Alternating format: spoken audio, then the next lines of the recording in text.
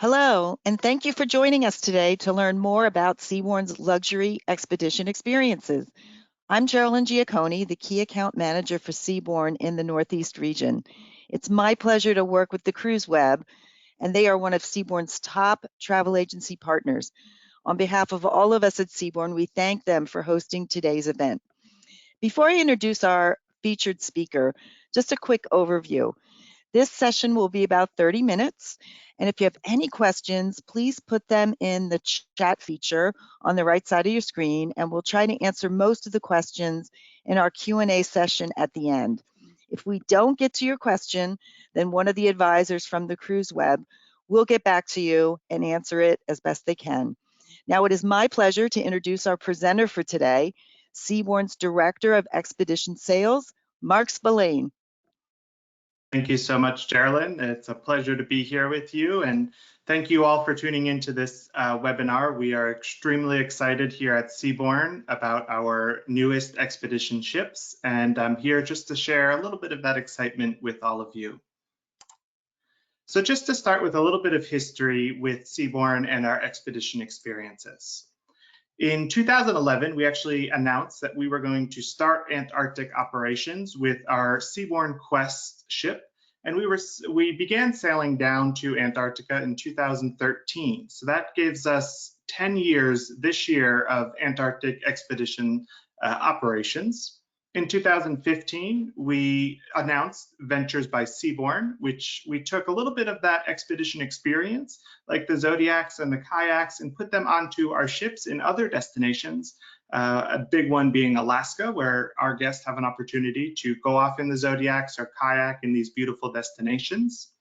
And then in 2018, we announced that we were going to build 2 ultra-luxury purpose-built expedition ships using the knowledge of our experience and combined with the knowledge of our shoreside expedition operations team. Of course, that's Seabourn Venture, which launched last year, July 27th, had a fantastic season in the Arctic, just completed her Antarctic operations, is heading back up to the Arctic for this summer's season, and I'll talk a little bit about that in a moment.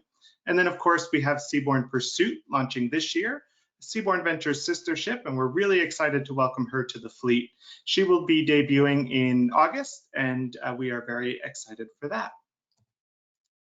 So just to kind of cover the basics of what an expedition is, typically smaller ships, more intimate like Seabourn Venture and Pursuit, and they're going to adventurous itineraries like the Arctic, the Northwest Passage, Antarctica, over to warm destinations such as the Kimberleys, on remote bucket list destinations.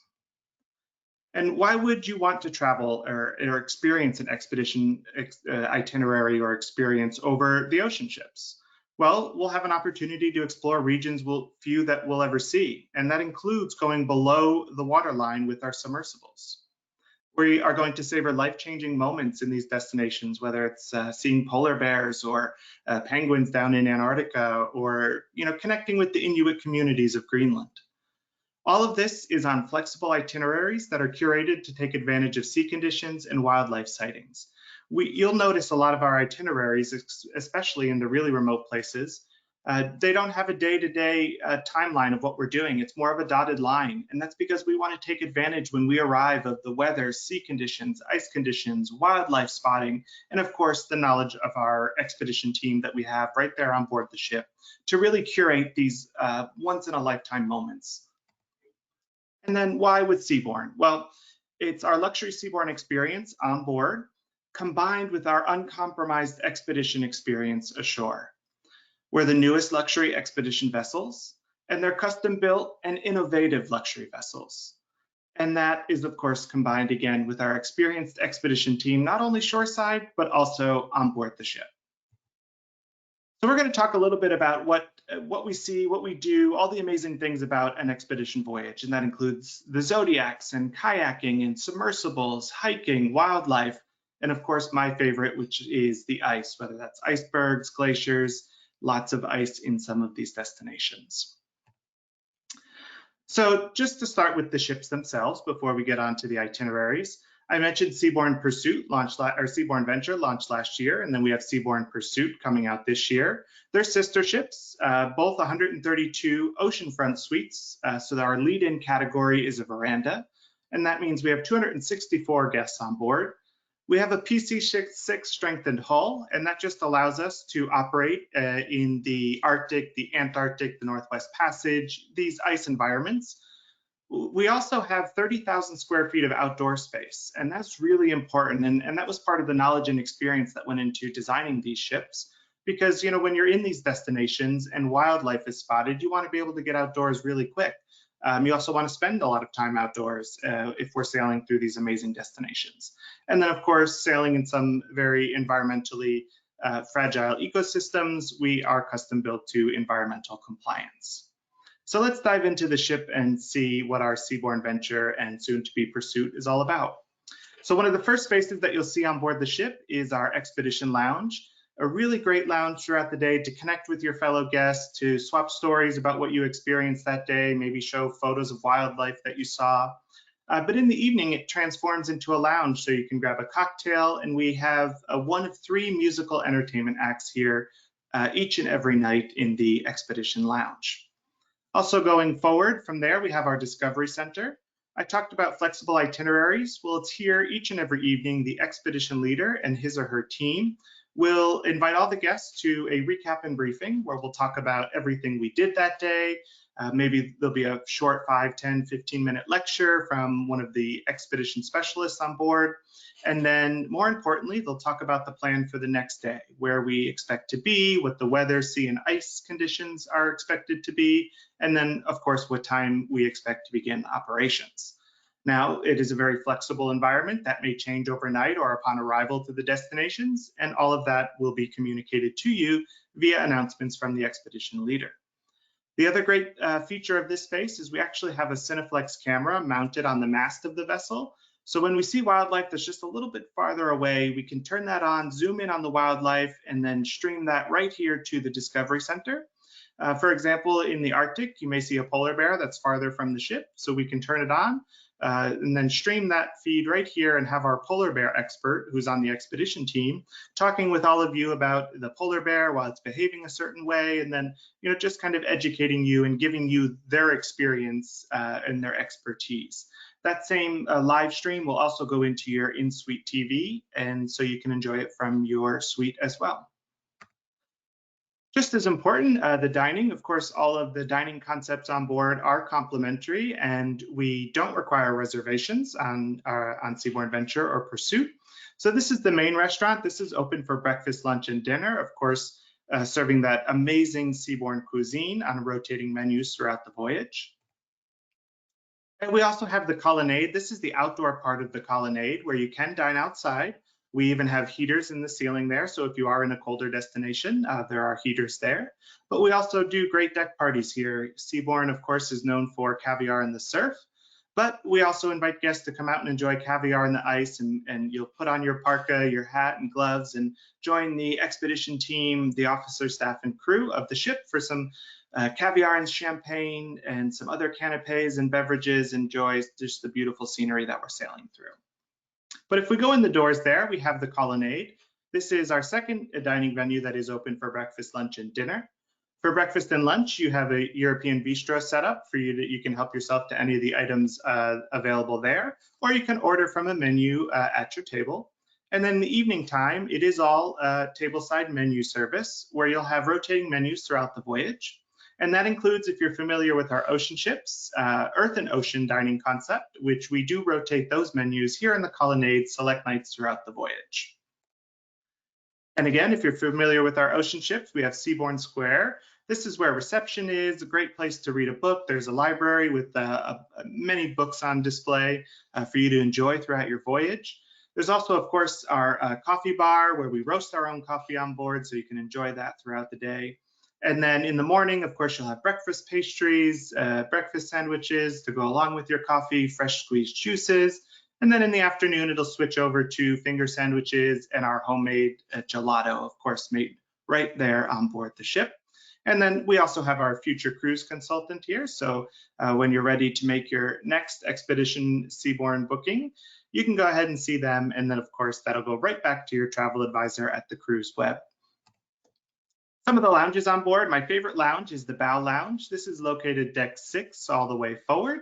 You have the full outdoor bow of the ship, unobstructed views, great for photography, wildlife spotting.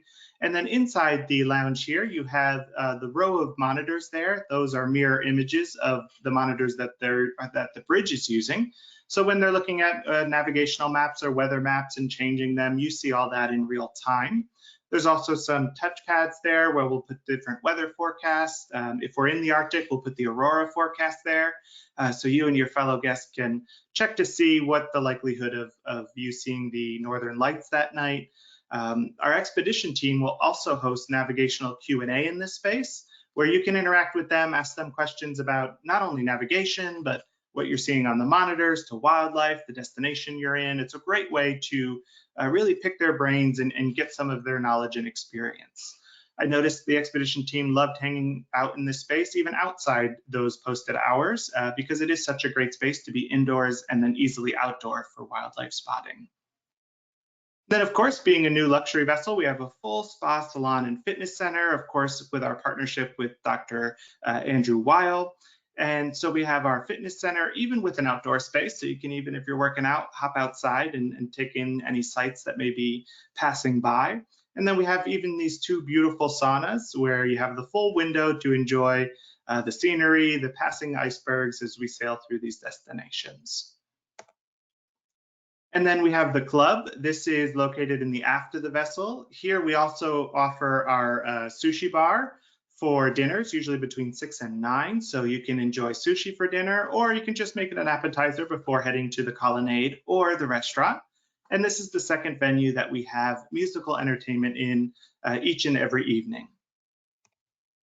And then the Constellation Lounge, located all the way forward. Again, you have a full outdoor space.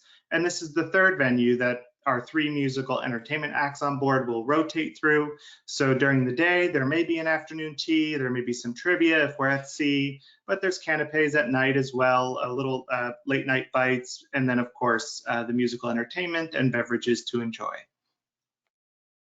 Looking at the suites, this is our lead-in category. This is our veranda suite. It's 355 square feet, beautifully appointed. You have the fully interactive TV, but my absolute favorite is the warming closet.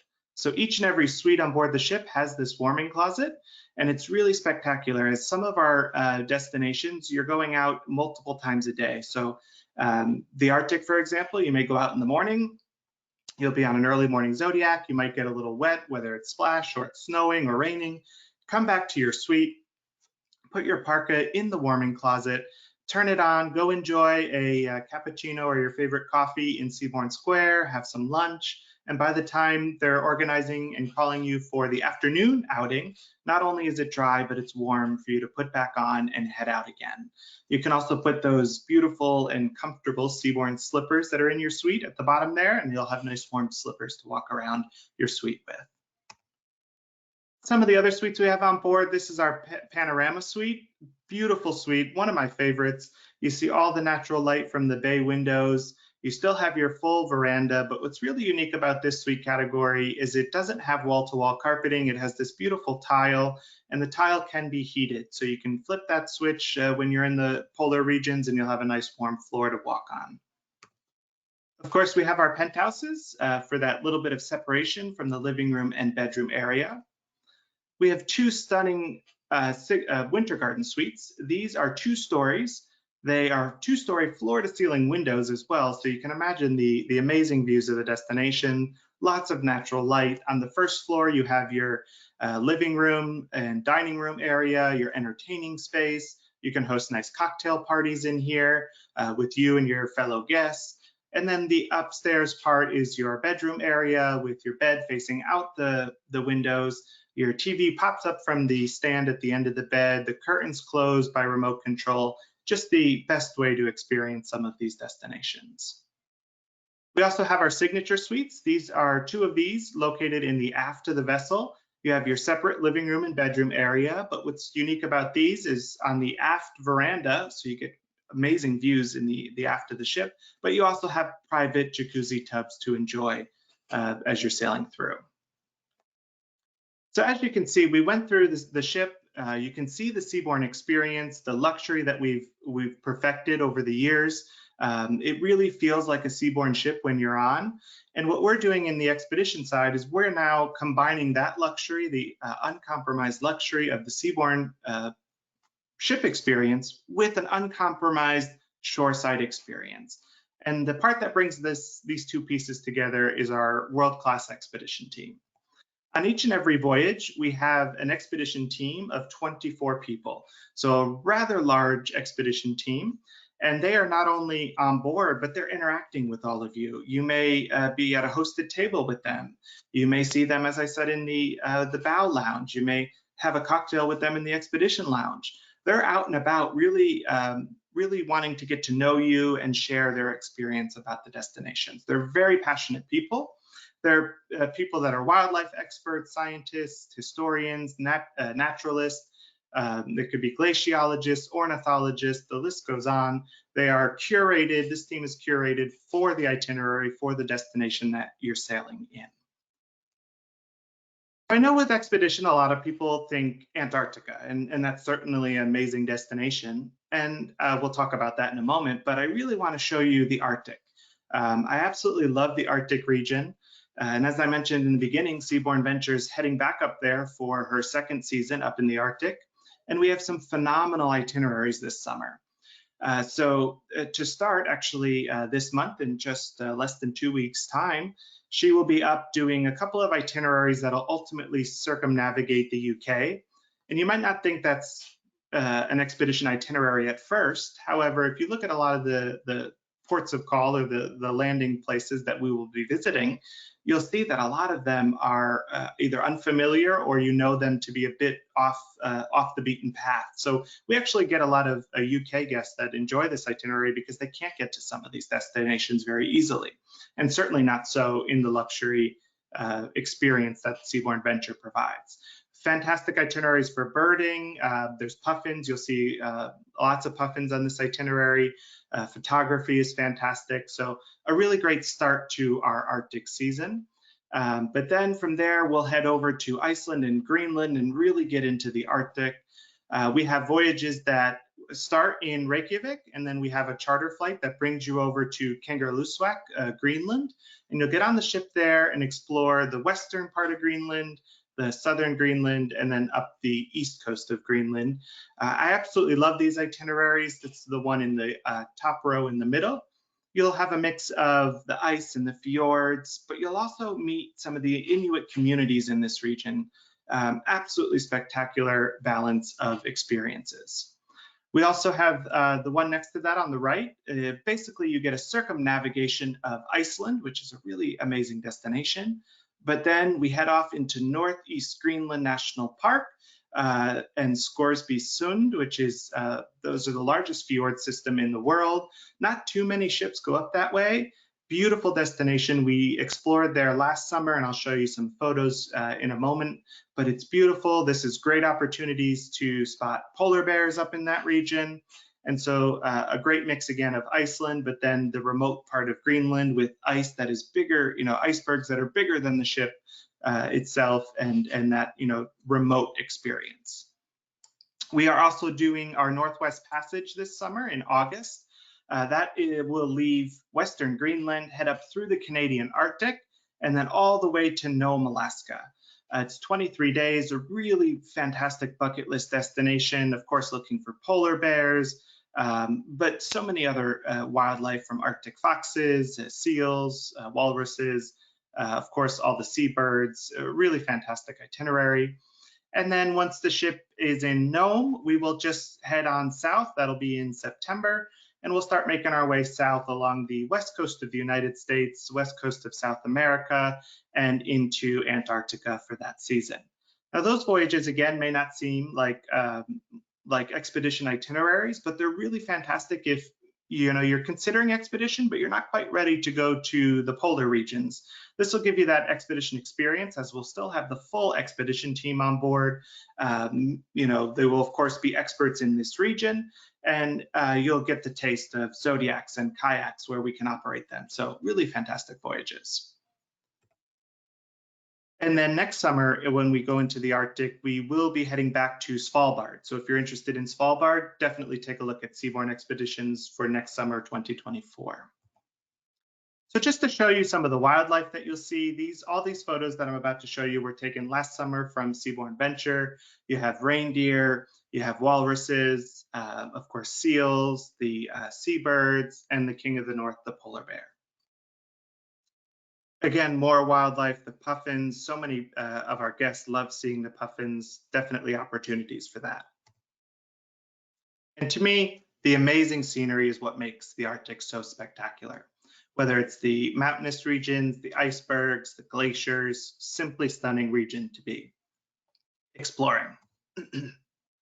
And then, of course, I mentioned Zodiac cruises, so you'll get out in the Zodiacs, and then you'll head over to the ice, and the angles here make it seem like you're getting really close. Of course, you know, we keep all our guests safe at safe distances, but it's a way to really get up close and experience this amazing destination. And then I talked about the Inuit communities. You can't talk about the Arctic without talking about this amazing group of people.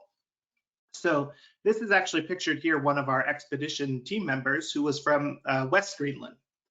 She was on board last summer talking to our guests about the experience, her culture, and exploring Greenland. So that just shows you how much the expedition team is knowledgeable and really important part of the expedition experience. And look at these icebergs. You can see just how stunning they are and how big they are. And it really gives you the moments of silence here in the Zodiacs that make you realize how small we really are. And this was taken in Northeast Greenland National Park, so absolutely stunning. So I talked about Zodiacs. Of course, those are all complimentary to go out in the Zodiacs and go ashore, to do the hikes ashore, the landings, all of that's complimentary. But we do have some optional experiences like kayaking. As part of the expedition team, we have three expedition kayak guides, and they'll take our guests out that sign up for this program to explore the region just a little bit closer. Excuse me. So we also have our submersible experiences. We have 2 6-passenger submersibles, and these submersibles will take you exploring under the water. And it's really exciting because I know a lot of you may think, okay, well, what am I going to see in some of these destinations? Well, to be very honest, we're not 100% sure, and that's the exciting part. Some of these places, especially up in the Arctic and down in Antarctica, have never been explored before. Of course, we do our research. The operators look at topography maps and the destination, and they scout out some regions, and then we take you down below the waterline. And so it's an exciting journey each and every time. So we talked about the Arctic. Let's head onto the other pole, down to Antarctica, which a lot of people, of course, associate with expedition. And we certainly have exciting itineraries down there as well. So if you're ready to check off your 7th continent, we can definitely take you there. Our most common voyage down to Antarctica is this 11-day voyage where you will have 5 days exploring the peninsula. All of our voyages in Antarctica, you fly down to Buenos Aires, where we have a 1-night pre-hotel stay. We include the charter flight, so we'll take all of our guests on this charter flight down to Ushuaia. You'll board the ship and then sail down and explore the peninsula. The other itinerary that we have is our 13-day itinerary. So this gives us 2 extra days to explore, so a full 7 days exploring the peninsula. And depending on the weather and the sea conditions, the time of year, we can do multiple things with these extra 2 days. We can either sail south of the Lemire Channel and go below the Antarctic Circle, or we can head north through the northeast side and into the Weddell Sea and explore that area. So it's taking the Antarctic expedition and taking it up a notch with the flexibility and what we can offer. If you haven't been down to Antarctica, I know a lot of the time you may have mobility questions. It's very easy to get in and out of the Zodiac when you get ashore. It's a picture getting in and out of a bathtub, sitting on the edge of the tub and swinging your legs over the side. Of course, we have expedition team members and shipboard team members assisting you every part of the way. So there'll be at least usually 3 to 4 team members helping you in and out of the Zodiacs. And then once you get on shore, you have the penguins right there at your footsteps. You don't have to go on long hikes. You don't have to have great stamina to experience this amazing destination and the wildlife. As soon as you get there, the penguins are there. They're coming to and from their colony. They're going in the water. They're picking up rocks to build their nests. And they have no land predators, so they're not afraid of us when we arrive. Typically, they may look at you in your orange parka and think you're a funny-looking orange penguin. They may get a little closer and realize you're not, and walk away to find more rocks for their nests. So you can definitely enjoy this region. These itineraries that I spoke about, these are the three main penguins that you'll see. You have the chinstrap penguin on your left, the Adelie penguin, and the Gentoo penguin. And then we do have the 21-day Antarctic itinerary. This is the pinnacle experience down in Antarctica. You get the Antarctic Peninsula that I spoke about, but we also go to the Falkland Islands and South Georgia. This itinerary's highlight, of course, is South Georgia, where we have opportunities to experience king penguins. And when I say experience them, I'm talking about landing sites that have almost 500,000 king penguins, or 250,000 breeding pairs of king penguins. And it looks a little something like this. And this is just one landing site. There's also elephant seals. It's just a spectacular destination. We also have warm weather destinations. So Seabourn Adventure will do the north-south route, where we're in the Arctic in the summer, Antarctic in our winter. But then Pursuit will also be in Antarctica in our winter, but then sail west at the end of the Antarctic season through the French Polynesia, great snorkeling itineraries, scuba diving itineraries, all the way through the Solomon Islands. And then she will spend our summer season in the Kimberley, which is Northwest Australia. So we certainly have those warm weather options for those of you that aren't quite ready to travel to the colder destinations. We do include a parka for all our guests in the polar destinations, and that's with a Helly Hansen partnership, so you know it's great quality. We also have Swarovski binoculars in each and every suite on board the ship. On the polar voyages, we also provide you a beanie hat, a dry bag, so that you can take any electrical equipment ashore without getting wet, and then of course a water bottle, as we have no disposable plastics on board. We have all of the boots on board that you need, so you don't have to worry about renting them or purchasing them, packing them and lugging them to the ship. They'll be right on board for you, and we'll invite you down to a boot fitting party, get you fitted, and you'll have a place to store your boots throughout the voyage.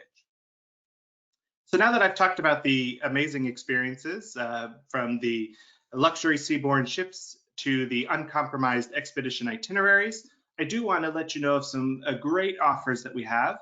The first one is our Bon Voyage event. This is an opportunity to receive, it says up to $2,000 shipboard credit, but for our expedition voyages, it is $2,000 air credit, my apologies, up to $2,000 air credit per person. You also get a complimentary 2-category suite upgrade in the veranda class and a reduced 10% deposit. So that air credit will certainly help you get to some of these destinations. And then for the Arctic, for example, all of our guests just come into Reykjavik. So it's very easy to get there, less than 6 hours from New York, and you can certainly use your air credit to get there. But also for some of our Arctic voyages this summer, if you're just looking for our best price offer, we have our finale sale, which will offer you up to 30% off, but it is a non-refundable fare. So if you're just looking for that lowest price, the best price to go experience these amazing destinations, the finale sale would be the best one for you. So with that, I would like to just thank you for your time, for enjoying this webinar, and I will invite Geraldine back in and see if we have any questions. Wow, thanks, Mark. I love all those pictures, that beautiful photography. Wow, just awesome. And I know you're very well knowledgeable about both poles. So thanks for sharing those experiences. Want to see if there's any questions that have come in. There's a couple that came in while you were talking.